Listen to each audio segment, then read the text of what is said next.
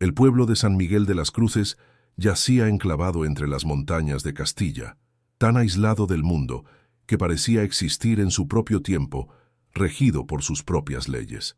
El año era 1592, y la Inquisición había extendido sus tentáculos incluso hasta estos rincones olvidados de España.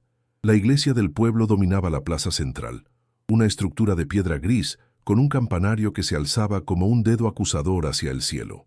Y en esa iglesia, todas las mañanas al alba, el padre Sebastián Romero predicaba con una intensidad que hacía temblar a sus feligreses. El cuerpo es el templo del alma. Su voz retumbaba entre las paredes de piedra. Y un templo corrompido por la gula, por el exceso, por la falta de disciplina, revela un alma igualmente corrompida. Los aldeanos asentían, sus rostros reflejando una mezcla de devoción y miedo.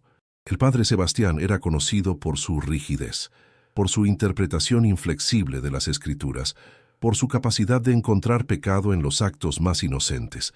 Pero en la última banca, oculta entre las sombras de las columnas, su hija Elena permanecía inmóvil, con la cabeza gacha, las manos entrelazadas sobre su regazo. A sus 22 años, la joven tenía el rostro redondo y suave de quien lleva el peso de años de críticas silenciosas.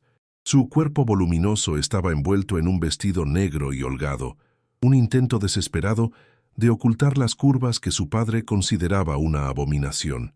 Elena conocía de memoria cada uno de los sermones de su padre sobre la gula, sobre la disciplina del cuerpo, sobre la pureza. Sabía que cada palabra era dirigida a ella, aunque nunca la mencionara por nombre. Era su cruz particular, su pecado ambulante, su vergüenza viviente. Cuando la misa terminó y los feligreses comenzaron a dispersarse, Elena esperó como siempre hasta que todos se hubieran marchado. Solo entonces se atrevió a levantarse y caminar hacia la sacristía, donde su padre la esperaba. Elena, su voz era fría, desprovista de cualquier afecto paternal. Los del consejo preguntaron por ti otra vez. Elena sintió que el estómago se le encogía. El consejo de la Inquisición había llegado al pueblo 3 semanas atrás, instalándose en la antigua fortaleza en las afueras. Desde entonces, varios aldeanos habían sido llevados para interrogatorio. Algunos habían regresado, otros no. ¿Qué les dijiste, padre? Sebastián la miró con esos ojos grises y penetrantes que siempre parecían estar juzgándola. Les dije que mi hija es una buena cristiana, que asiste a misa todos los días, que reza el rosario. Hizo una pausa. Pero tienen dudas. ¿Dudas sobre qué? El pánico comenzó a trepar por la garganta de Elena. Sobre tu cuerpo, Elena. Sebastián caminó hacia la ventana, dándole la espalda. Dicen que es antinatural, que ninguna mujer cristiana que vive con moderación debería tener tal exceso de carne. Sugieren que quizás practicas la gula en secreto, o peor, que quizás hay brujería involucrada. ¡Brujería! Elena dio un paso atrás, horrorizada. Padre, tú sabes que yo nunca... Lo sé. Sebastián se volvió bruscamente, y por primera vez Elena vio algo más que disgusto en sus ojos. Vio miedo. ¿Cómo puedo estar seguro, Elena? Tu madre, que Dios la tenga en su gloria, era delgada y grácil. Yo mismo como con moderación.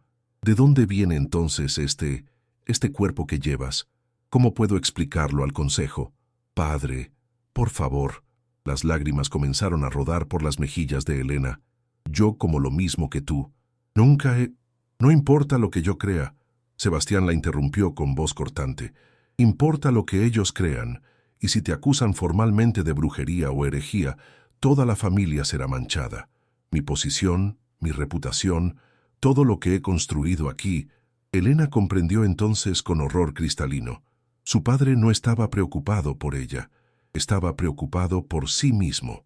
¿Qué vas a hacer?, preguntó, su voz apenas un susurro. Sebastián guardó silencio por un largo momento. Cuando finalmente habló, su voz era fría como el mármol de la iglesia. He hablado con el verdugo del consejo, un hombre llamado Mateo Durán. Tiene cierta reputación por sus métodos poco ortodoxos. Hizo una pausa. Le he pedido que te someta a una purificación, una limpieza del cuerpo y del alma. Si sobrevives, si emerges, transformada, Entonces el consejo no tendrá razones para dudar. ¿Y si no sobrevivo? Elena apenas podía creer lo que estaba escuchando. Su padre finalmente la miró directamente a los ojos. Entonces al menos moriré sabiendo que hice todo lo posible por salvar tu alma y la mía. Esa noche, Elena no durmió. En su pequeña habitación en el segundo piso de la casa parroquial, se sentó junto a la ventana mirando las estrellas sobre las montañas. Pensó en su madre, que había muerto cuando ella tenía 8 años. Recordó cómo su madre la abrazaba, cómo le decía que era hermosa, que era amada. Esos recuerdos parecían pertenecer a otra vida, a otra persona. Después de la muerte de su madre, su padre se había vuelto cada vez más estricto, más obsesionado con la pureza y la disciplina. Cada bocado que Elena comía era vigilado, cada movimiento era criticado. Pero su cuerpo, obstinadamente, se había negado a conformarse a las expectativas de su padre. Había crecido, se había redondeado, había desarrollado curvas que ninguna cantidad de ayuno parecía eliminar. Y ahora iba a pagar el precio por ello. Al amanecer escuchó los pasos pesados subiendo las escaleras. Su padre apareció en la puerta, acompañado por 2 hombres que Elena no conocía, guardias del consejo, por sus uniformes oscuros y sus expresiones impasibles. «Es hora», dijo Sebastián sin entrar a la habitación. Elena se puso de pie con las piernas temblorosas. Llevaba puesto el mismo vestido negro de siempre y por primera vez en su vida no sintió vergüenza por su cuerpo. Solo sintió rabia. Rabia hacia su padre, hacia la iglesia, hacia un Dios que parecía permitir que tales crueldades se cometieran en su nombre. «¿No vas a bendecirme, padre?», preguntó, su voz cargada de amargura. Sebastián hizo la señal de la cruz en el aire, pero no se acercó para tocarla. «Ve con Dios, hija, y que Él tenga misericordia de tu alma, pero no de mi cuerpo». Elena pensó, mientras los guardias la escoltaban escaleras abajo. «De mi cuerpo, aparentemente. Nadie tiene misericordia». El camino a la fortaleza fue un vía crucis. Aunque era temprano, los aldeanos ya estaban despiertos y se alineaban en las calles para ver pasar a la hija del sacerdote. Algunos hacían la señal de la cruz, otros murmuraban oraciones, pero muchos simplemente miraban con una mezcla de curiosidad mórbida y alivio de que fuera ella y no ellos. La fortaleza se alzaba en una colina rocosa a las afueras del pueblo. Era una estructura antigua, construida siglos atrás para defender contra los moros. Ahora servía un propósito diferente, pero igualmente siniestro. Las puertas de hierro se abrieron con un chirrido que hizo eco en el patio de piedra. Elena fue conducida a través de corredores oscuros, iluminados solo por antorchas que proyectaban sombras danzantes en las paredes. Finalmente, llegaron a una puerta de madera reforzada con hierro. Uno de los guardias la abrió, revelando una habitación grande y circular. A diferencia de las celdas que Elena había imaginado, esta habitación estaba limpia, casi clínica. Había una mesa larga de madera, estantes con instrumentos que Elena no podía identificar, y en el centro, una silla de madera con correas de cuero. Y junto a la silla, de espaldas, estaba un hombre. Era alto, muy alto, y corpulento, con hombros anchos que tensaban la tela de su túnica negra. Cuando se volvió, Elena vio un rostro que la sorprendió. Había esperado encontrar los rasgos duros y crueles de un torturador. En cambio, vio un hombre de quizás 40 años, con ojos oscuros y profundos que parecían cargados de una tristeza antigua. «Elena Romero». Su voz era grave pero no amenazante. «Soy Mateo Durán. Tu padre me ha pedido que te ayude». «¿Ayudarme?». Elena no pudo evitar el tono sarcástico. «¿Es así como llaman ahora a la tortura?». Por un momento, algo parecido a una sonrisa cruzó el rostro de Mateo. «Tu padre tiene miedo, niña. Miedo de que el consejo lo investigue a él. Miedo de que sus propios secretos salgan a la luz. Y te está usando como escudo». Elena parpadeó, sorprendida por la franqueza. «¿Qué secretos?». «Eso no me corresponde revelarlo», Mateo respondió. «Pero sí te diré esto. No eres la primera persona inocente que me traen para purificar. Y probablemente no serás la última». Los guardias salieron cerrando la puerta tras ellos. Elena y Mateo quedaron solos en la habitación circular. «¿Vas a torturarme?», Elena preguntó directamente. Mateo suspiró profundamente. Voy a hacer algo que asegurará tu supervivencia y expondrá la hipocresía de tu padre. Se acercó a ella, y Elena vio que sus ojos no contenían crueldad, sino determinación. Pero va a requerir tu confianza y tu coraje. No entiendo. Tu padre quiere un espectáculo, Mateo explicó. Quiere que emerjas de aquí transformada, más delgada, purificada. Piensa que eso calmará al consejo y salvará su reputación. Y tú vas a... Voy a darle exactamente lo que quiere. Mateo sonrió, pero era una sonrisa sin alegría, pero no de la manera que él espera. Y cuando termine, tu padre aprenderá una lección que nunca olvidará. Elena miró a este hombre extraño, este verdugo que hablaba de lecciones y justicia, y tomó una decisión. No tenía otras opciones. O confiaba en él, o se resignaba a cualquier horror que su padre hubiera planeado. ¿Qué necesitas que haga?, preguntó. Mateo asintió, aprobación en sus ojos. Primero, necesito que me cuentes todo sobre tu padre, sus secretos, sus miedos, sus pecados, todo lo que sepas. Y así, en esa habitación circular en el corazón de la fortaleza de la Inquisición, Elena comenzó a hablar. Habló de años de críticas constantes, de comidas vigiladas, de humillaciones públicas disfrazadas de sermones. Habló de cómo su padre gastaba los diezmos de la iglesia en vino caro que guardaba en la sacristía. Habló de las visitas nocturnas de la viuda del pueblo y los sonidos que venían de las habitaciones de su padre. Y Mateo escuchaba, sus ojos oscureciéndose con cada revelación. Tu padre, dijo finalmente, es un hipócrita, y los hipócritas son los peores pecadores de todos. ¿Y ahora qué?, Elena preguntó. Mateo caminó hacia la mesa y regresó con algo que hizo que el corazón de Elena se acelerara, un cuchillo largo y afilado. Ahora, dijo suavemente, vamos a crear una obra maestra, una lección que este pueblo nunca olvidará. Elena cerró los ojos, esperando el dolor. Pero lo que Mateo hizo a continuación la sorprendió completamente. Mateo Durán no tocó a Elena con el cuchillo. En cambio, lo colocó cuidadosamente sobre la mesa y se dirigió a uno de los estantes, de donde extrajo rollos de tela blanca, vendas limpias, del tipo usado para curar heridas. Siéntate, ordenó señalando la silla de madera. Elena obedeció con las piernas temblorosas.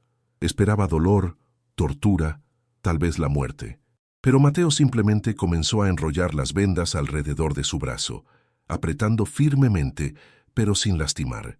¿Qué estás haciendo?, preguntó Elena, confundida. Creando una ilusión. Mateo respondió mientras continuaba su trabajo. Tu padre y el consejo esperan ver evidencia de purificación. Les daré exactamente eso. Trabajó en silencio durante varios minutos, envolviendo los brazos de Elena con capas de vendas. Luego pasó a sus piernas, su torso, hasta que gran parte de su cuerpo estaba cubierto por el blanco inmaculado de la tela. Ahora, dijo finalmente, dando un paso atrás para examinar su obra, necesito que confíes en mí completamente. Lo que voy a hacer parecerá terrible, pero no te causará daño real. De un frasco de vidrio, Mateo extrajo un líquido rojizo y espeso. Elena reconoció el olor, sangre de animal, probablemente de cerdo o vaca. Con movimientos precisos y deliberados, Mateo comenzó a manchar las vendas con la sangre, creando patrones que parecían heridas, cortes, marcas de tortura. Esto, explicó mientras trabajaba, es lo que esperan ver, evidencia de sufrimiento, evidencia de purificación a través del dolor. Pero yo no he sufrido, Elena señaló. No físicamente, Mateo la miró directamente, pero llevas años sufriendo de una manera que tu padre nunca reconocerá. El dolor de ser rechazada por tu propio padre, el dolor de ser juzgada por un cuerpo que no puedes controlar. Ese sufrimiento es tan real como cualquier tortura física. Elena sintió lágrimas quemando sus ojos. Era la primera vez en años que alguien reconocía su dolor como válido, como real. Mateo continuó su trabajo meticuloso. Manchó más vendas con sangre. Las colocó estratégicamente sobre el altar que dominaba la habitación, el mismo altar donde supuestamente se llevaban a cabo las purificaciones. Creó una escena que parecía salida de una pesadilla. Vendas ensangrentadas, instrumentos manchados de rojo, evidencia de un proceso brutal. Pero Elena permanecía ilesa. Ahora viene la parte difícil, Mateo dijo. acercándose con un pequeño frasco de cristal lleno de un líquido transparente. Esto te hará dormir por varias horas. Cuando despiertes estarás en un lugar seguro. ¿Seguro? ¿Qué lugar puede ser seguro para mí ahora? Hay un convento, Mateo explicó. A 2 días de camino hacia el norte. Las hermanas allí entienden. Han acogido a otras mujeres que huían de situaciones similares. Te llevaré allí esta noche.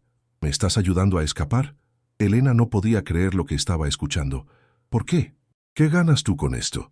Mateo guardó silencio por un momento, sus ojos perdidos en recuerdos distantes.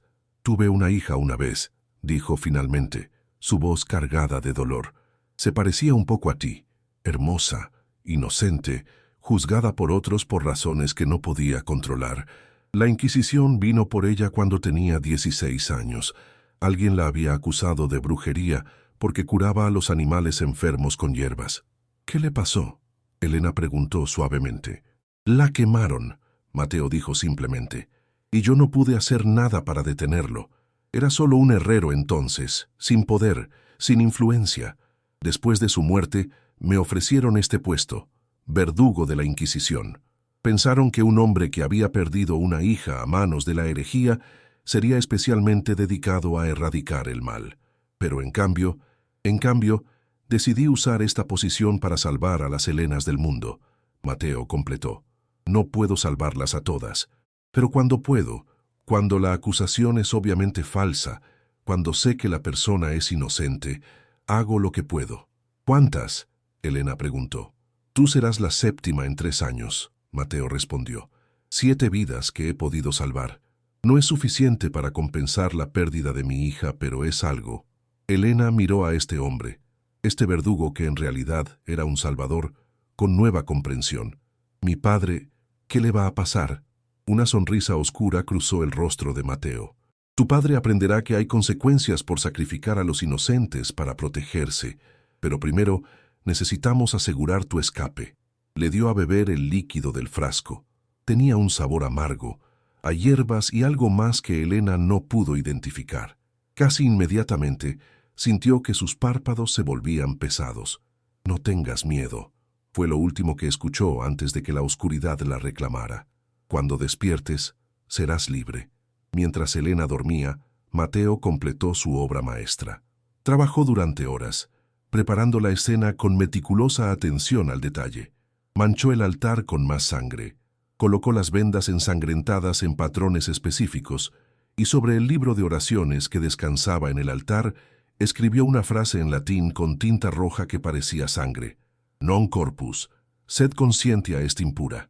No es el cuerpo, sino la conciencia la que está impura. Era un mensaje directo para el padre Sebastián y para todos aquellos que usaban la religión como excusa para la crueldad. Cuando la escena estuvo completa, Mateo envolvió a Elena, aún dormida, en una capa oscura y la sacó de la fortaleza por una salida secreta que pocos conocían. La noche era oscura, sin luna, perfecta para lo que necesitaba hacer. Cargó a Elena en su caballo y comenzó el viaje hacia el norte, hacia el convento de Santa Teresa de las Montañas.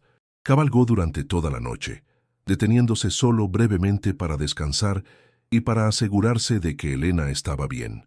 Al amanecer del segundo día, finalmente divisó las torres del convento, una estructura antigua construida en las estribaciones de las montañas, rodeada de pinos y protegida por muros de piedra.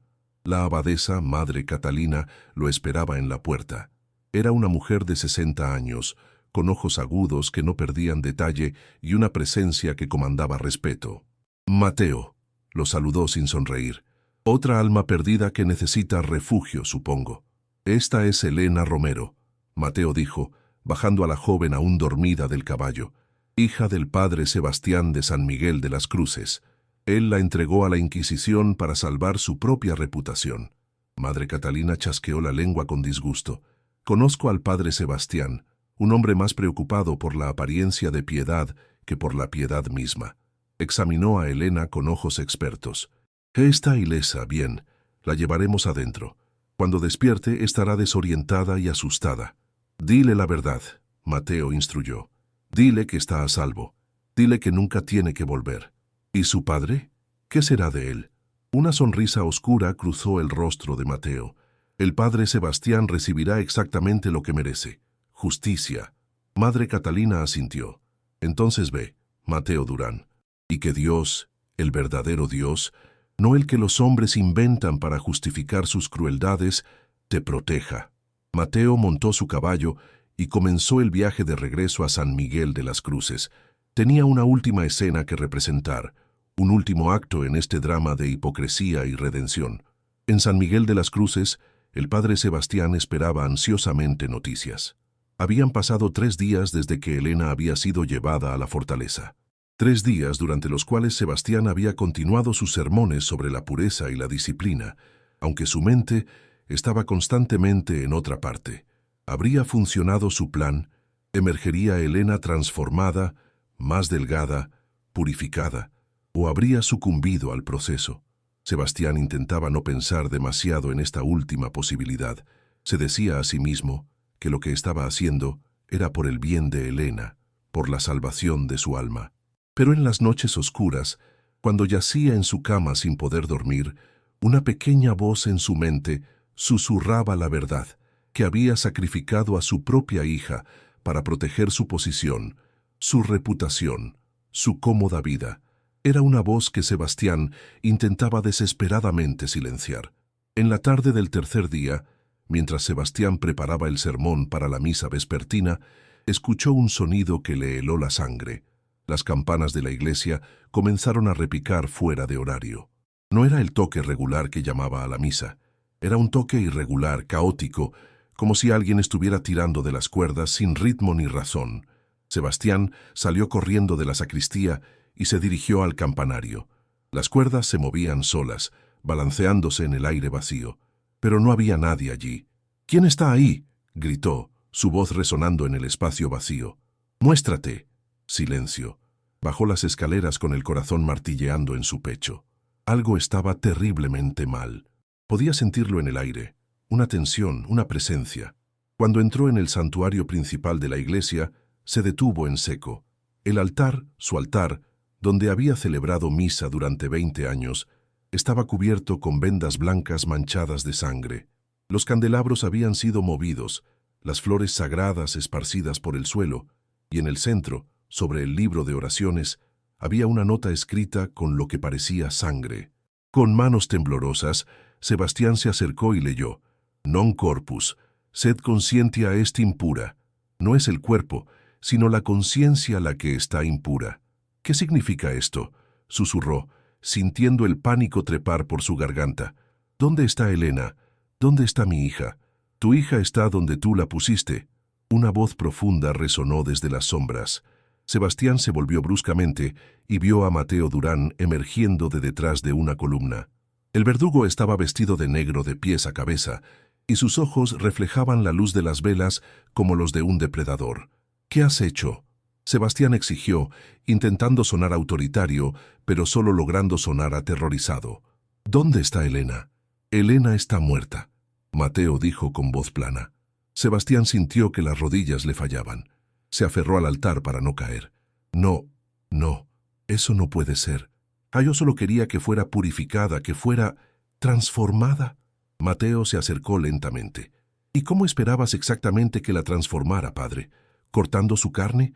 ¿Arrancando las partes de ella que te avergonzaban? No, yo pensé que que habría una manera de cambiar su cuerpo sin dañarla, una manera mágica de hacer que se convirtiera en la hija que tú querías en lugar de la hija que tenías». Mateo rió, un sonido oscuro y sin humor. «No existe tal cosa, padre, y tú lo sabías». Sebastián cayó de rodillas. «¿Qué he hecho? Dios mío, ¿qué he hecho?». «Sacrificaste a tu hija inocente para proteger tus secretos», Mateo dijo con voz fría. «Secretos como el dinero que robas de los diezmos, secretos como tus encuentros nocturnos con la viuda Márquez, secretos como el hijo ilegítimo que tienes en el pueblo vecino». Sebastián levantó la vista bruscamente, el terror reemplazando al remordimiento. «¿Cómo? Elena me contó todo». Mateo sonrió sin alegría. «Antes de morir, por supuesto. Habló de años de hipocresía, de un padre que predicaba pureza mientras vivía en pecado, un padre que juzgaba su cuerpo mientras llenaba sus propios apetitos en secreto.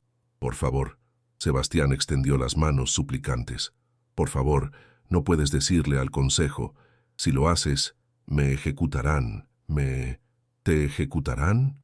Mateo inclinó la cabeza.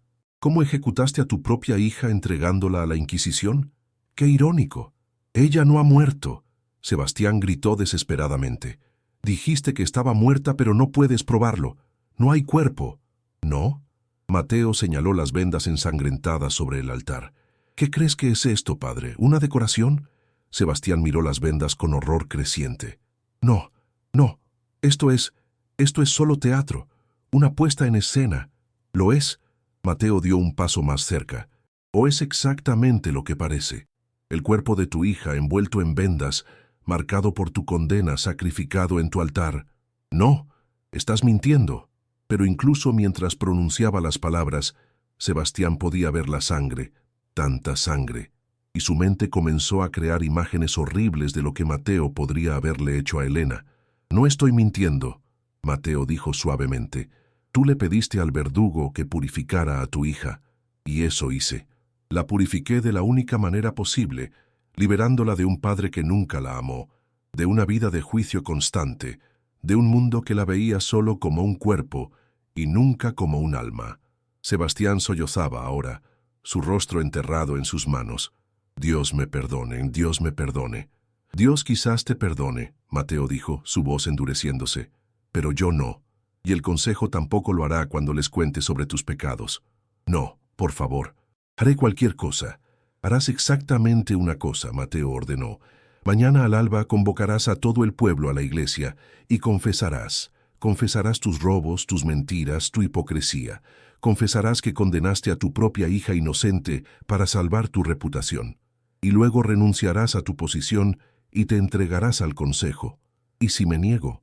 Entonces haré público cada uno de tus secretos, Mateo dijo simplemente.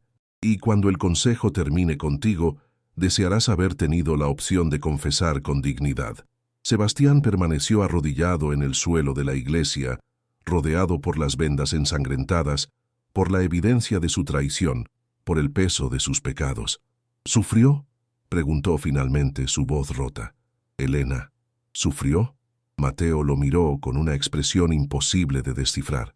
Toda su vida, respondió. Pero especialmente estos últimos 3 días, sabiendo que su propio padre la había traicionado. Sí, padre Sebastián, tu hija sufrió enormemente. Y con esas palabras, Mateo Durán se volvió y salió de la iglesia, dejando al padre Sebastián solo con su culpa, su horror y las vendas ensangrentadas que cubrían el altar como un sudario. Las campanas de la iglesia continuaron repicando en la noche, un toque fúnebre para una inocencia perdida y una hipocresía finalmente expuesta. La noche fue interminable para el padre Sebastián Romero. Permaneció en la iglesia hasta el alba, arrodillado frente al altar manchado, rodeado por las vendas que, según Mateo, contenían los restos de su hija. Intentó rezar, pero las palabras se atascaban en su garganta. Intentó justificarse, pero cada excusa sonaba hueca, incluso en su propia mente. Elena está muerta. Las palabras resonaban en su cabeza como las campanas que habían sonado fuera de hora. Su hija, la niña que alguna vez había corrido riendo por los pasillos de la casa parroquial, la joven que había cuidado de él después de la muerte de su esposa, la mujer que había soportado años de críticas en silencio, estaba muerta. Y él era el responsable. Cuando los primeros rayos del sol comenzaron a filtrarse por las ventanas de vidrio emplomado, Sebastián finalmente se levantó. Sus rodillas crujieron, sus músculos protestaron, pero el dolor físico era nada comparado con el tormento en su alma. Tenía una elección que hacer. Podía negarlo todo. Podía decir que Mateo era un mentiroso, un hereje, un hombre que había asesinado a su hija y ahora intentaba culparlo. El pueblo creería a su sacerdote, ¿verdad? Le tenían devoción, confiaban en él. Pero incluso mientras consideraba esta opción, Sebastián sabía que era una mentira más en una vida construida sobre mentiras, y las mentiras, eventualmente, siempre salían a la luz. O podía hacer lo que Mateo había exigido, confesar, admitir sus pecados ante el pueblo, ante Dios, ante sí mismo. enfrentar las consecuencias de sus acciones. Sebastián miró las vendas sobre el altar, manchadas de lo que podría ser la sangre de su hija, y finalmente, quizás por primera vez en décadas, tomó una decisión basada en algo parecido a la integridad. Confesaría. El sol apenas había salido cuando las campanas de la iglesia comenzaron a sonar nuevamente. Esta vez no era un toque irregular y caótico, sino el llamado formal a misa. Los aldeanos de San Miguel de las Cruces, acostumbrados a la rutina, comenzaron a emerger de sus casas, envueltos en chales y abrigos contra el frío de la mañana. Pero algo era diferente. El toque de las campanas tenía una cualidad urgente, casi desesperada. Y cuando llegaron a la plaza frente a la iglesia, encontraron que las puertas estaban completamente abiertas, algo que nunca sucedía antes de que el padre Sebastián estuviera listo para recibir a sus feligreses. «¿Qué está pasando?», murmuró la viuda Márquez, ajustándose el velo negro que siempre llevaba desde la muerte de su esposo 3 años atrás. Tenía una expresión preocupada en su rostro que pocos notaron. «Tal vez el padre está enfermo», sugirió el herrero, un hombre corpulento llamado Diego. «O quizás tiene noticias sobre su hija. Hace 3 días que la llevaron a la fortaleza». Los murmullos se extendieron entre la multitud mientras entraban en la iglesia. Pero cuando vieron el interior, los murmullos se convirtieron en jadeos de horror.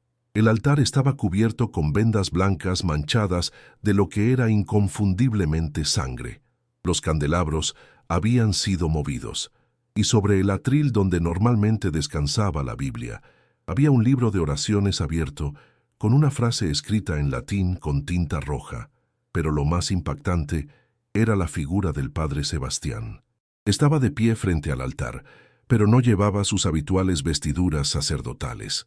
En cambio, vestía una simple túnica blanca, el tipo de prenda que usaban los penitentes. Su cabello, normalmente cuidadosamente peinado, estaba despeinado. Sus ojos estaban rojos e hinchados por las lágrimas. «Vengan», dijo con voz ronca, «siéntense. Todos ustedes, necesito hablarles». Los aldeanos se sentaron lentamente, sus rostros reflejando confusión y creciente alarma. En la última fila, casi invisible entre las sombras, Mateo Durán observaba en silencio. Cuando todos estuvieron sentados, Sebastián comenzó a hablar. «Durante 20 años», dijo, su voz temblando, «he estado de pie en este púlpito predicando sobre la pureza, sobre la disciplina, sobre vivir una vida sin pecado». Hizo una pausa, sus manos aferrándose al borde del púlpito. «Pero todo este tiempo he sido el mayor pecador de todos». Un murmullo de sorpresa recorrió la congregación. «He robado», Sebastián continuó, las palabras saliendo en un torrente ahora como si llevaran años esperando ser liberadas. «He tomado dinero de los diezmos, dinero que ustedes dieron generosamente para mantener la iglesia, para ayudar a los pobres, y lo he usado para mi propio beneficio.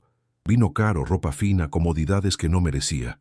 Las miradas de los aldeanos comenzaron a volverse duras, pero Sebastián no se detuvo. «He mentido», dijo.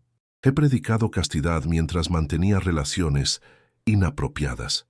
Sus ojos encontraron brevemente los de la viuda Márquez, quien palideció y bajó la mirada.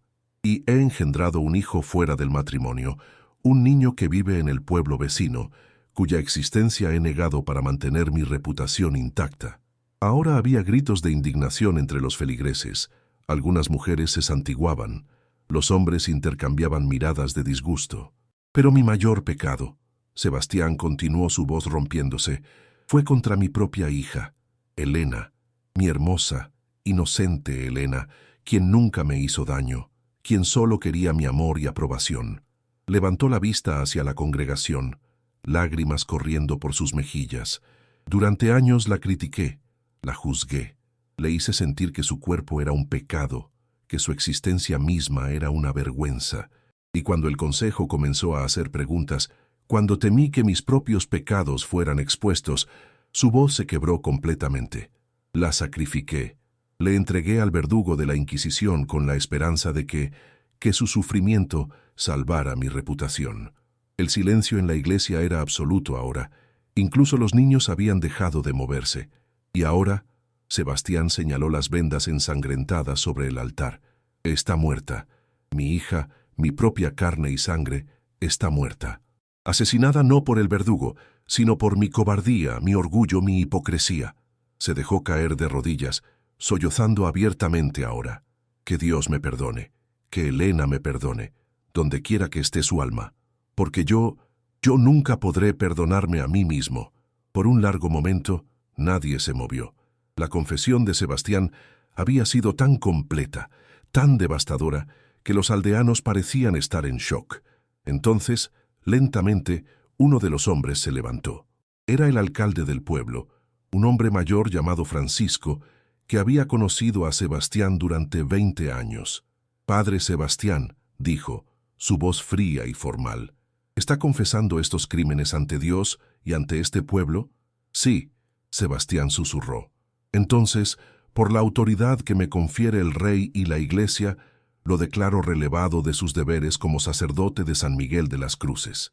Será entregado al Consejo de la Inquisición para que enfrente el juicio por sus crímenes». Dos hombres se levantaron para escoltar a Sebastián, pero antes de que pudieran alcanzarlo, la viuda Márquez se puso de pie. «¡Esperen!». Su voz resonó en la iglesia. Todos se volvieron a mirarla. Ella caminó hacia el frente, su rostro pálido pero determinado. «Si el padre Sebastián va a confesar sus pecados, entonces yo también debo confesar los míos». Miró directamente a Sebastián. «Participé voluntariamente en nuestra relación. Sabía que estaba mal, sabía que él era sacerdote, pero estaba sola, y él me hizo sentir menos sola». Se volvió hacia la congregación. «Pero eso no excusa lo que hice. Soy culpable de adulterio, de ayudar a un sacerdote a romper sus votos. Si él debe ser castigado, yo también debo serlo». Su confesión abrió una compuerta. Uno por uno, otros aldeanos comenzaron a levantarse, admitiendo pecados que habían guardado en secreto, robos pequeños, mentiras, infidelidades, envidias. Era como si la confesión de Sebastián hubiera liberado algo en todos ellos, una necesidad de finalmente ser honestos después de años de pretender ser mejores de lo que eran. Mateo Durán observaba desde las sombras, una expresión de satisfacción en su rostro. Esto era lo que había planeado. No solo exponer la hipocresía de un hombre, sino crear un momento de verdad colectiva, un reconocimiento de que todos tenían pecados, que nadie era perfecto. Finalmente, cuando las confesiones disminuyeron, el alcalde Francisco habló nuevamente. «Está claro», dijo su voz pesada con la gravedad del momento, «que este pueblo ha perdido su camino. Hemos juzgado a otros mientras escondíamos nuestros propios pecados. Hemos predicado pureza mientras vivíamos en hipocresía». Miró las vendas ensangrentadas sobre el altar, y una inocente ha pagado el precio de nuestros fallos colectivos. Elena Romero nunca debió ser condenada. Su único pecado fue tener un cuerpo que no se conformaba a nuestras expectativas, un padre que valoraba más su reputación que a su hija. Se volvió hacia Sebastián, quien seguía arrodillado, destrozado. «Padre Sebastián, será entregado al consejo. Pero sepa esto, el verdadero juicio no vendrá de ellos, sino de su propia conciencia. Vivirá sabiendo que sacrificó a su hija inocente. Ese es un castigo peor que cualquier cosa que la Inquisición pueda hacerle». Esa tarde, cuando Sebastián fue llevado bajo guardia hacia la fortaleza, el pueblo quedó en un silencio sombrío. Las campanas no sonaron, las tiendas cerraron temprano, las familias se reunieron en sus hogares, hablando en voz baja sobre lo que habían presenciado. En la iglesia, las vendas ensangrentadas permanecían sobre el altar, un recordatorio silencioso del precio de la hipocresía. Y en las montañas al norte, en el convento de Santa Teresa, Elena Romero finalmente despertó. Elena abrió los ojos lentamente, su mente emergiendo de las profundidades de un sueño sin sueños. Lo primero que notó fue la luz, suave, dorada, filtrándose a través de una ventana con cortinas de lino blanco. Era completamente diferente de la oscuridad opresiva de la fortaleza. Lo segundo que notó fue el silencio. No el silencio tenso y amenazante de la celda, sino un silencio pacífico, interrumpido solo por el canto distante de pájaros y el murmullo de voces femeninas. Intentó sentarse y una punzada de dolor recorrió sus músculos, no dolor de heridas, sino la rigidez de haber permanecido inmóvil durante demasiado tiempo. «Despacio», una voz suave dijo a su lado. Elena se volvió y vio a una mujer de mediana edad, con el hábito blanco y negro de una monja. Tenía ojos amables y una sonrisa cálida que inmediatamente tranquilizó los temores de Elena. «¿Dónde estoy?», Elena preguntó, su voz ronca por el desuso. «En el convento de Santa Teresa de las Montañas», la monja respondió. «Mi nombre es hermana Beatriz. Has estado durmiendo durante casi 2 días. Los recuerdos comenzaron a regresar, la fortaleza, Mateo Durán, las vendas, el líquido amargo que le había dado a beber. Mateo, el verdugo, ha regresado a San Miguel de las Cruces», hermana Beatriz explicó, «pero dejó instrucciones muy claras sobre tu cuidado. Y Madre Catalina, nuestra abadesa, desea hablar contigo cuando te sientas lo suficientemente fuerte». «Mi padre». Elena sintió que el pánico comenzaba a trepar por su garganta. «¿Sabe dónde estoy? ¿Va a venir por mí?» «Tu padre no vendrá», una nueva voz dijo desde la puerta. Elena miró hacia allá y vio a una mujer mayor, probablemente de unos 60 años, con una presencia que comandaba respeto inmediato. Llevaba el mismo hábito que hermana Beatriz, pero con una cruz de plata colgando de su cuello. «Soy Madre Catalina», la mujer dijo entrando en la habitación, «y tienes mucho que aprender sobre lo que ha sucedido en los últimos días». Con gestos gentiles pero firmes, Madre Catalina ayudó a Elena a sentarse completamente, apoyándola con almohadas. Luego, con hermana Beatriz presente como testigo, comenzó a contar toda la historia. Le habló de cómo Mateo Durán la había traído al convento, inconsciente pero ilesa. Le contó sobre la escena que Mateo había creado en la iglesia, las vendas ensangrentadas, el mensaje en latín, la ilusión de que Elena había muerto durante la purificación. «¿Muerta?», Elena interrumpió horrorizada. «¿Pero por qué haría eso? ¿Por qué hacer que mi padre crea que estoy muerta?» «Porque era la única manera de liberarte completamente», Madre Catalina explicó. «Si tu padre creyera que estabas viva, te buscaría, te traería de vuelta. Usaría su posición como sacerdote para reclamar autoridad sobre ti. Pero ahora», hermana Beatriz añadió suavemente, «eres libre, oficialmente muerta, lo que significa que tu padre no tiene ningún derecho sobre ti. Puedes comenzar una nueva vida, ser quien quieras ser». Elena procesó esta información lentamente, su mente luchando por comprender la enormidad de lo que estaba escuchando. «Entonces, ¿estoy libre? ¿De verdad?» «Sí», Madre Catalina confirmó, «pero hay más que necesitas saber». Y entonces le contó sobre la confesión de Sebastián, sobre cómo había admitido públicamente todos sus pecados, sobre cómo había sido entregado al Consejo de la Inquisición, sobre cómo su admisión de culpa había desencadenado una ola de confesiones en todo el pueblo. «Tu padre», Madre Catalina dijo cuidadosamente, «está destruido, no solo por el castigo que enfrentará, sino por el peso de lo que hizo. Mateo dice que está genuinamente arrepentido, aunque ese arrepentimiento llegó demasiado tarde». Elena no dijo nada por un largo momento. Parte de ella sentía una satisfacción oscura al saber que su padre finalmente estaba enfrentando consecuencias, pero otra parte, una parte que no había muerto a pesar de años de abuso, sentía algo parecido a la pena. «¿Qué le pasará?», preguntó finalmente. «Será juzgado por el consejo», Madre Catalina respondió. «Probablemente será despojado de su sacerdocio, encarcelado, posiblemente ejecutado. Los crímenes que confesó son graves». «¿Y yo?», Elena preguntó, su voz pequeña. «¿Qué me pasará a mí?». Madre Catalina sonrió, la primera sonrisa genuina que Elena había visto en su rostro. «Eso, mi niña, depende completamente de ti. Este convento es un refugio, pero no una prisión. Puedes quedarte aquí tanto tiempo como desees. Puedes tomar los votos y convertirte en una de nosotras, si eso es lo que tu corazón desea. O puedes eventualmente salir al mundo, comenzar una nueva vida en un lugar donde nadie conozca tu historia». ¿De verdad podría hacer eso? Elena apenas se atrevía a creer lo que estaba escuchando. ¿Simplemente irme? ¿Ser alguien diferente? Por supuesto, hermana Beatriz dijo tomando la mano de Elena. Ya no eres Elena Romero, hija del padre Sebastián de San Miguel de las Cruces. Esa persona murió en la fortaleza. Ahora eres quien tú elijas ser. Las lágrimas comenzaron a correr por el rostro de Elena, pero esta vez no eran lágrimas de miedo o dolor, eran lágrimas de alivio, de liberación, de posibilidad. No sé quién soy, admitió. Durante toda mi vida he sido definida por lo que otros pensaban de mí, mi padre, el pueblo, la iglesia. Nunca tuve la oportunidad de descubrir quién soy realmente. Entonces ese será tu trabajo aquí, Madre Catalina dijo. Descubrirte a ti misma. Aprender qué te hace feliz, qué te da propósito, qué clase de vida quieres vivir. Los días se convirtieron en semanas, y las semanas en meses. Elena se quedó en el convento, no como prisionera, sino como huésped, y luego, gradualmente, como miembro de la comunidad. Las hermanas la acogieron sin juicio, sin críticas sobre su cuerpo o sus hábitos alimenticios.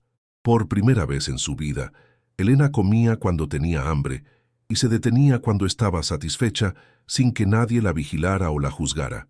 Curiosamente, sin la presión constante y el escrutinio, su relación con la comida comenzó a normalizarse. Perdió algo de peso naturalmente, pero más importante que eso, perdió la vergüenza que había cargado durante años. Trabajaba en el jardín del convento, cultivando vegetales y hierbas. Descubrió que tenía talento para ello.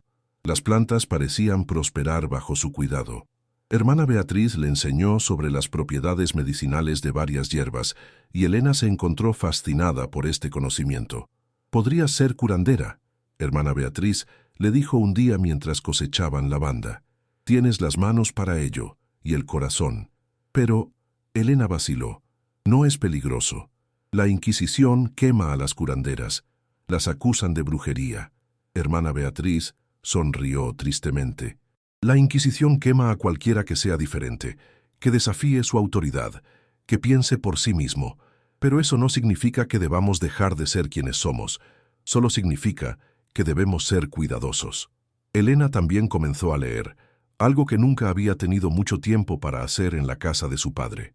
El convento tenía una pequeña biblioteca y Madre Catalina le dio acceso libre a los libros. Elena devoró tratados sobre medicina, filosofía, incluso algunos textos prohibidos que las hermanas guardaban escondidos. «¿Por qué tienen libros prohibidos?», Elena preguntó una noche, sosteniendo una copia de las obras de Erasmo de Róterdam. Madre Catalina, quien estaba bordando junto a la ventana, respondió sin levantar la vista. «Porque la verdad no puede ser suprimida para siempre. La Iglesia intenta controlar el conocimiento, controlar el pensamiento. Pero el conocimiento, como el agua, siempre encuentra una manera de fluir. ¿No tienen miedo? Si la Inquisición descubriera estos libros, por supuesto que tenemos miedo», Madre Catalina admitió.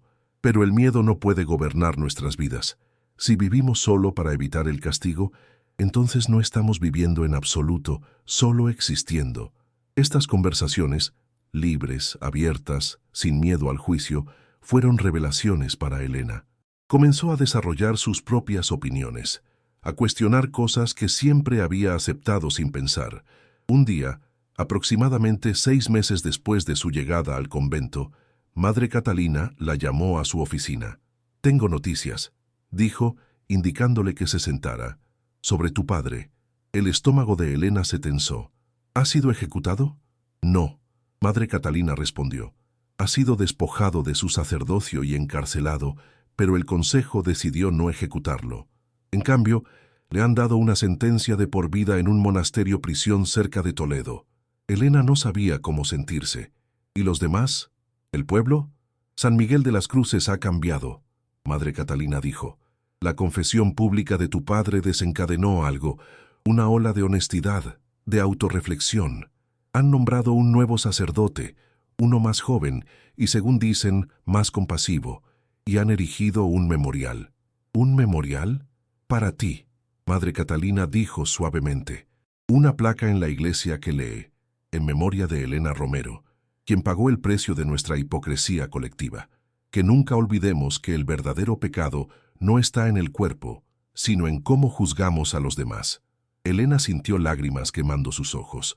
El pueblo que la había juzgado, que había permanecido en silencio mientras su padre la condenaba, ahora la recordaba. Era algo, aunque llegara demasiado tarde para cambiar el pasado. «Hay algo más», Madre Catalina continuó. Mateo Durán ha enviado una carta para ti. Le entregó a Elena un sobre sellado. Con manos temblorosas, Elena lo abrió y comenzó a leer. Querida Elena, espero que este mensaje te encuentre bien y en paz. He pensado en ti a menudo en estos meses, preguntándome si hice lo correcto, si mi plan funcionó como esperaba. Tu padre está en prisión, pero vivo. Parte de mí quería verlo ejecutado por lo que te hizo. Pero otra parte, la parte que recuerda a mi propia hija, entiende que la muerte sería demasiado fácil para él. Ahora tiene años por delante para reflexionar sobre sus acciones, para vivir con su culpa. He decidido dejar mi posición como verdugo de la Inquisición. He salvado a 7 almas inocentes, incluida la tuya, pero no puedo continuar sirviendo a una institución tan corrompida. En cambio, voy a viajar, quizás encontrar un lugar donde pueda usar mis habilidades para ayudar en lugar de dañar. Te deseo todo lo mejor en tu nueva vida, Elena, o como sea que te llames ahora. Recuerda siempre que tu valor no está determinado por tu cuerpo, tu padre o cualquier otra persona. Está determinado por tu propia bondad, tu propia fuerza, tu propia elección de vivir con integridad. Que Dios, el verdadero Dios, no el que los hombres inventan para justificar sus crueldades, te bendiga y te proteja. Con respeto y afecto, Mateo Durán. Elena leyó la carta 3 veces, memorizando cada palabra. Este hombre, este verdugo que podría haber sido su asesino, se había convertido en cambio en su salvador. Le había dado no solo su vida, sino la oportunidad de vivirla según sus propios términos. ¿Qué vas a hacer?, Madre Catalina preguntó, observándola cuidadosamente. Elena dobló la carta cuidadosamente y la guardó cerca de su corazón. Voy a quedarme aquí, dijo, al menos por ahora. Quiero aprender más sobre curación, sobre hierbas, y luego quizás iré a otros pueblos, ayudaré a otras personas que sufren. No tomarás los votos. No te convertirás en una de nosotras permanentemente. Elena sonrió, una sonrisa genuina, libre. Con todo respeto, Madre Catalina, creo que mi camino está fuera de estos muros. He pasado toda mi vida en prisiones de un tipo u otro. Primero la prisión de las expectativas de mi padre, luego literalmente en una celda. Quiero vivir en el mundo, ayudar en el mundo. Madre Catalina asintió, satisfacción en sus ojos. Esa es una respuesta sabia. Siempre supimos que no te quedarías para siempre. Pero mientras estés aquí, aprenderás todo lo que podamos enseñarte. 2 años pasaron. Elena, quien ahora se hacía llamar simplemente Ana, un nombre común que no atraía atención, se había convertido en una curandera hábil. Había viajado a varios pueblos pequeños en las montañas, ayudando a los enfermos, asistiendo en partos, enseñando a las mujeres sobre hierbas que podían ayudarlas. Trabajaba discretamente, nunca permaneciendo en un lugar demasiado tiempo, siempre moviéndose antes de que su presencia pudiera atraer la atención no deseada de la Inquisición. Un día de otoño, mientras caminaba por un sendero de montaña hacia un pueblo distante, se detuvo en una colina que daba vista a San Miguel de las Cruces. Era la primera vez que veía su pueblo natal desde su escape. Se veía más pequeño de lo que recordaba, sus casas de piedra agrupadas alrededor de la iglesia como pollitos alrededor de una gallina. Por un momento, consideró caminar por esas calles familiares, quizás incluso entrar en la iglesia para ver el memorial que habían erigido para ella, pero luego decidió no hacerlo. Esa Elena, la hija del sacerdote, la joven juzgada y condenada, estaba muerta y enterrada, y aunque su recuerdo vivía en ese memorial, la persona que ella se había convertido no pertenecía más a ese lugar. En cambio, Ana se volvió y continuó su camino hacia el nuevo pueblo, donde había escuchado que una mujer embarazada necesitaba ayuda con un parto difícil. Mientras caminaba, pensó en Mateo Durán, en Madre Catalina, en todas las personas que habían arriesgado algo para ayudarla. Pensó en su padre, encarcelado en algún lugar viviendo con sus remordimientos. Y pensó en las palabras que Mateo había escrito en su carta. Tu valor no está determinado por tu cuerpo, tu padre o cualquier otra persona. Está determinado por tu propia bondad, tu propia fuerza, tu propia elección de vivir con integridad. Esas palabras se habían convertido en su guía, su estrella del norte en un mundo que a menudo parecía diseñado para aplastar a personas como ella. El sol comenzó a descender hacia el horizonte, pintando las montañas con tonos de oro y rosa. En la distancia, Ana podía ver el humo de las chimeneas del pueblo al que se dirigía, señalando hogares donde las familias se reunían para la cena, donde la vida cotidiana continuaba con sus alegrías y tristezas simples. Sonrió, acelerando su paso. Tenía trabajo que hacer, personas que ayudar, una vida que vivir, y por primera vez en sus 24 años, esa vida era completamente suya. 10 años después, en un pequeño pueblo en el norte de España, cerca de la frontera con Francia, había una curandera que la gente llamaba simplemente Ana. Era una mujer de mediana edad ahora, con algunas canas en su cabello oscuro y líneas de risa alrededor de sus ojos. Vivía sola en una cabaña en las afueras del pueblo, rodeada de jardines de hierbas que cultivaba con cuidado amoroso. Los aldeanos venían a ella con sus dolencias, fiebres, dolores, heridas que no sanaban, y ella los trataba con paciencia y habilidad. Había rumores sobre ella, por supuesto. Algunos decían que había sido noble una vez, otros que había huido de un matrimonio abusivo. Algunos incluso susurraban que había sobrevivido a la Inquisición, aunque nadie sabía los detalles. Pero estos rumores eran dichos sin malicia. Ana se había ganado el respeto y el afecto del pueblo a través de años de servicio desinteresado. Había salvado a innumerables niños de fiebres mortales, había ayudado a traer nuevas vidas al mundo, había aliviado el sufrimiento de los ancianos en sus últimos días. Era amada, y eso era algo que Elena Romero nunca había experimentado en su vida anterior. Una tarde, mientras Ana trabajaba en su jardín, un jinete se acercó a su cabaña. Era un hombre mayor, con barba gris y ojos cansados. Cuando desmontó, Ana vio con sorpresa que llevaba el hábito de un monje. «¿Puedo ayudarle, hermano?», preguntó, limpiándose las manos en su delantal. El monje la miró por un largo momento, sus ojos estudiando su rostro. «¿Elena?», preguntó finalmente. «¿Elena Romero?». Ana sintió que su corazón se detenía. Nadie la había llamado por ese nombre en una década. «Me temo que está confundido», dijo cuidadosamente. «Mi nombre es Ana. Por favor», el monje dijo, y había urgencia en su voz. «Si eres Elena Romero de San Miguel de las Cruces, tengo un mensaje para ti, de tu padre». Ana consideró negar nuevamente, simplemente alejarse, pero algo en la expresión del monje, una bondad, una sinceridad, la hizo detenerse. «¿Mi padre?», preguntó finalmente. «Sebastián Romero», el monje asintió. «Murió hace 2 semanas. Pasé los últimos años con él en el monasterio prisión donde cumplía su sentencia. En sus últimos días me hizo prometer que te encontraría, que te entregaría esto». Extendió un pequeño paquete envuelto en tela. Ana lo tomó con manos temblorosas. Dentro había 2 cosas. Un medallón de plata que reconoció, había pertenecido a su madre, y una carta. «¿Puedo?», preguntó señalando un banco bajo un árbol. «Por supuesto», el monje dijo. Ana se sentó y con dedos temblorosos abrió la carta. La caligrafía era débil, las letras temblorosas, la escritura de un hombre anciano y enfermo. «Mi querida Elena, si estás leyendo esto, significa que he muerto. Espero que signifique también que sobreviviste, que encontraste una manera de vivir más allá del infierno al que te condené. He pasado 10 años en esta celda, 10 años reflexionando sobre lo que hice. He rezado por tu perdón cada día, aunque sé que no merezco recibirlo. He revivido cada momento de crueldad, cada palabra hiriente, cada mirada de disgusto que te dirigí.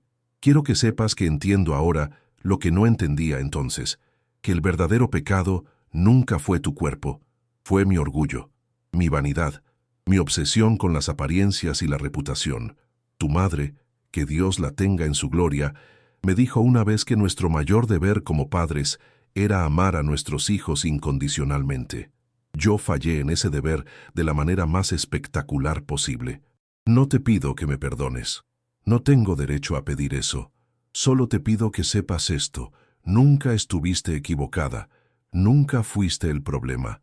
El problema siempre fui yo. He dejado instrucciones para que todo lo que poseía, lo poco que quedaba después de mis restituciones al pueblo, sea entregado a tu nombre. No es mucho, pero quizás pueda ayudarte de alguna manera. El medallón que acompaña esta carta fue de tu madre. Ella lo llevaba siempre.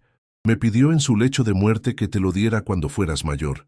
Yo guardé, en cambio, avergonzado de lo que podría hacerte recordar, que una vez fuiste amada, que una vez fuiste querida.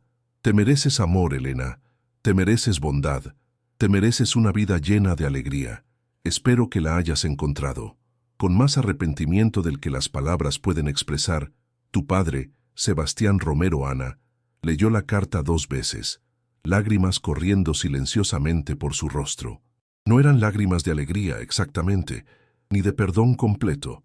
Eran lágrimas de cierre, de reconocimiento, de la compleja mezcla de emociones que viene cuando un capítulo doloroso, finalmente, verdaderamente, llega a su fin. ¿Sufrió?, preguntó finalmente, levantando la vista hacia el monje. ¿Mi padre sufrió al final? El monje consideró la pregunta cuidadosamente.